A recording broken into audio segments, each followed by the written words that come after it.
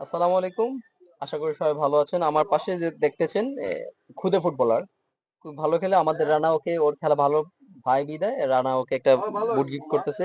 আমার শপে আসছে ও। স্বাধীন ওর নাম হচ্ছে স্বাধীন। তুমি কোন পজিশনে খেলো? Right out. রাইট উইং এ খেলে সে। আগামীতে বিকেএসপি একটা ট্রায়াল আছে। ওই ট্রায়ালে যাবে অংশগ্রহণ করবে। তার জন্য শুভকামনা রইলো। আসলে বাংলাদেশে এখন ফুটবলের প্রতি অনেক প্লেয়াররা ছোট ছোট বাচ্চারা হামজার প্রতি আসক্ত হইতেছে।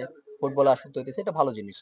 ফুটবল খেলাধুলার লেখাপড়ার পাশাপাশি খেলাধুলাটা করতেছে। এতে প্লেয়ারদের শারীরিক এবং মানসিক বিকশিত হবে এবং মন মাইন্ড ফ্রি থাকবে এবং মোবাইল থেকে দূরে থাকবে। বিভিন্ন বাজে কাজ থেকে দূরে থাকবে। তো আমি মনে করি আপনাদের ছেলে মেয়েকে যারা যারা এ, আছেন আপনারা পড়াশোনার পাশাপাশি খেলাধুলাতে আসক্ত রাখবেন, মোবাইল থেকে দূরে রাখবেন। তো তোমার কি বুট পছন্দ হয়েছে কিনা? জি, পছন্দ হয়েছে। রানাকে কি বলবা? তোমাকে যে বুট গিফট করলো রানার উদ্দেশ্যে কি বলবা? ধন্যবাদ। রানাকে ধন্যবাদ জানাচ্ছি। আসলে রানা অনেক অমায়িক একটা ছেলে। যারা অনেক আমি দেখি প্রায় অনেকে রানা গিফট করে, গ্লাভস গিফট করে, ফুটবল গিফট করে। যারা দরিদ্র ছেলে এদেরকেও হেল্প করে। রানা অনেক বড় মন মাইন্ডের ছেলে, আমার ফ্রেন্ড। তো রানার জন্য শুভকামনা রইলো। এদের এসব মানুষের কারণে ফুটবল আসলে আছে বিদায় ফুটবলে এখনো জিতে আছে, মানে জীবিত আছে ফুটবল গুলো।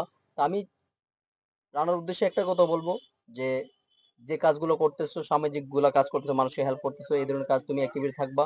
তোমার জন্য শুভকামনা রইলো। তো সবাই ভালো থাকবেন, সুস্থ থাকবেন। আসসালামু আলাইকুম।